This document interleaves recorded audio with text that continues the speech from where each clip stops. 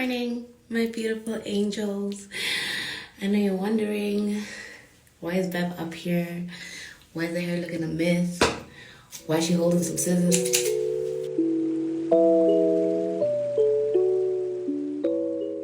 Good morning, good afternoon, good evening, my beautiful gems. Thank you once again for liking on that button. Please like and subscribe and comment on what you feel about this topic, because today we're getting into the nitty gritty of dreadlocks, guys, because something that I have been really struggling with, and it is the urge to cut my dreads all the time. Like, guys, I have been wanting to cut my hair almost every single week, even though I know that this is what I want. I don't know what happens to us, but why do we always feel like cutting our hair?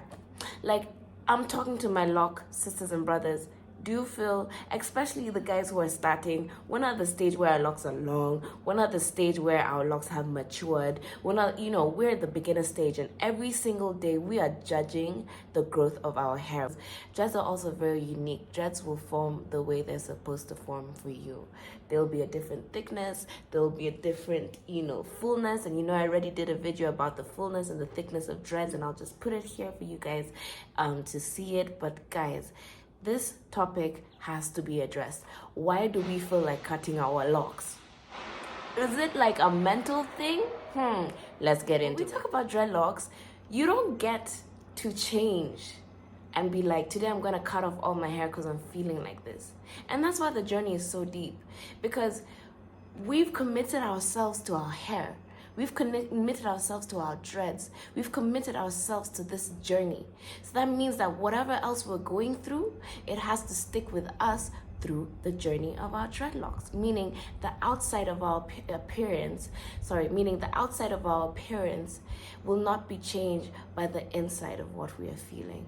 So you have to stick to the journey you have decided to take. When we go to the history of dreadlocks actually are in every single religion. When I talk about every single religion, I am literally saying Christianity, I'm saying Buddhism, I'm saying Hinduism, I'm saying Muslim. Like, they have been in every single religion.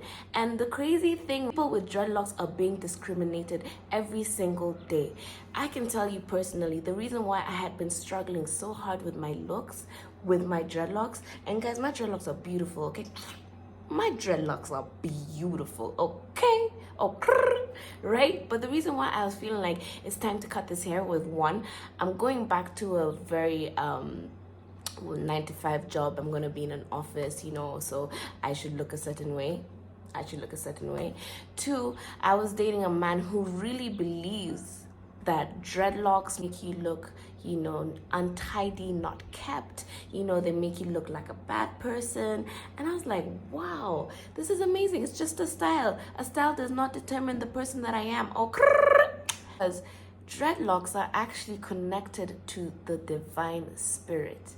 It is like every person who had dreadlocks in the past, in the Bible, everything, were people who had a connection to the divine spirit. They were very spiritual people. And I was like, oh, I'm spiritual. Get out of here. Thank you. But anyway, that was a long time ago, and they were like, people who have dreadlocks are very spiritual people, very wise people who are choosing to walk the spiritual journey. And also, in a long time ago, they said that a person who chose to have dreadlocks was someone who was disconnecting from vanity and material things. Come on, guys. You're gonna tell me my dreadlocks are you're gonna tell me my dreads are not good? You're gonna tell me my dreads are not a sign of spirituality, that my dreadlocks are a sign of rebellion? Come on, get out of here, okay?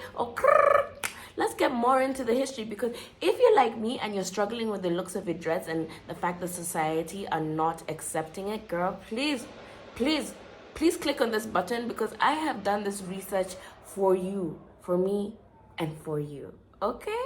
So, first of all, dreadlocks in all religions is literally a person who's taking a spiritual journey, who has decided to disconnect from vanity and material things, which is amazing. Oh my God. And then on top of that, dreadlocks were also worn by the warriors in Africa who were fighting against the European colonizers, guys. Okay? And when they looked at the warriors, because our warriors all had dreads, you know what I mean? And when they looked at us, they said the warriors supposedly infused a sense of dread to the invaders. Thank God we were for making you feel scared because of our dreadlocks.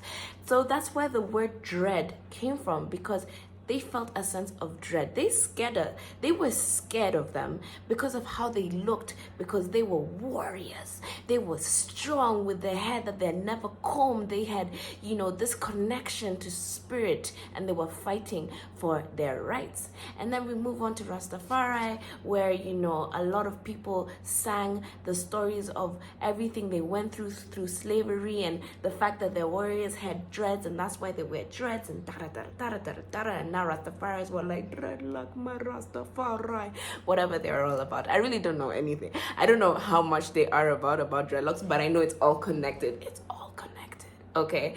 But so we move into the Rastafaris, who now sang about, their story and their survival. And then a lot of Rastafaris, a lot of people in Jamaica started wearing dreads because of their story. But the thing is, knowing all of this, the beauty and the history of dreadlocks, that dreadlocks were a sign of spirituality, that dreadlocks were a sign of a spiritual journey, that dreadlocks were a sign of disconnecting from vanity and material things, that dreadlocks were a sign of strength, that dreadlocks were a sign of integrity. Like, dreadlocks had such good history, and yet today in society, especially like even how I feel in my country, in Kenya, people see people with dreadlocks and they think they're the most messiest looking human beings. They're like, you don't look good, you don't look neat. I'm like, how, darling? How? Do you know the history? Do I need to read you a couple of books? Do you need to go on the internet before you judge me? Because this brings us to the most deepest topic: cultural appropriation. Cultural appropriation is such a deep thing, because in the culture right now, dreadlocks are not being accepted. And what this means is we need to pay more attention to the pain and suffering that millions of us are still going through today because of colonization, guys. Till today, guys cannot have relationships with a black man. Okay, guys, this is getting a little bit personal, but let me just say something, okay? Sometimes, black men and most men want to date a woman with long hair, have it, straight, they have a certain way they want us to look, right? And when they see a girl with dreadlocks, they're like, oh, if you're a girl with dreadlocks, you can't attract a businessman. You're probably gonna mostly attract a creative. And I'm like, darling, oh my God, where is your mind? Are you blinded? You know what I mean? Like, can you do some history for yourself? Because dreadlocks are a spiritual journey. It does not mean you're not a spiritual person. It's in every single religion. Do some research, guys. And if you feel like cutting your dreads, darling, don't cut your dreads. You are just being discriminated by society. But trust you, sweetie pie, trust you, my darling, you are not doing anything wrong by wearing your hair natural, by wearing your hair in dreadlocks. And I don't care the fact that dreads were called they were dreaded. You know what I mean? Like, it was a dread to say a dreadlock, and that's why the word dread was put into lock. I don't care, because a lot of people in the lock community, they're like, I don't say the dreadlock name anymore. I say I am locked, because of the fact that dreads came from, being called, they were dreaded. Like, people who have dreads was a dreadful thing.